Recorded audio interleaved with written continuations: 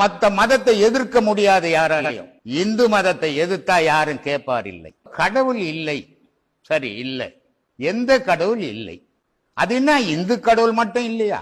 இந்து கடவுள் வழிபாட்டுல தான் தவறுகள் இருக்குதா? மூட நம்பிக்கை உலகத்துல உள்ள அத்தனை மதத்திலையும் இருக்குது. மத்த மதத்தை எதிர்க்க முடியாது யாராலையும். இந்து மதத்தை எதிர்த்தா யாரும் கேட்பார் இல்லை. கடவுள் என்றது அவன் தேடி வழிபாடு தவிர வற்புறுத்தி கட்டாயப்படுத்தி வழிபாடு கிடையாது. இது கடவுள் வழிபாடு. நான் விரும்பி போய் கடவுளை வழிபாடணும், நீ கூப்பிட்டு வழிபடக்கூடாது.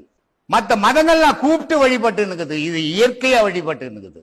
ஆனா இந்த மதத்திலும் தவறுகள் இருக்குது, எல்லா மதத்திலும் தவறுகள் இருக்குது. ஆனா மத்த மதத்துல இருக்கிற தவறை எவனாவது சுட்டி காட்ட சொல்லுங்க பார்க்கலாம்.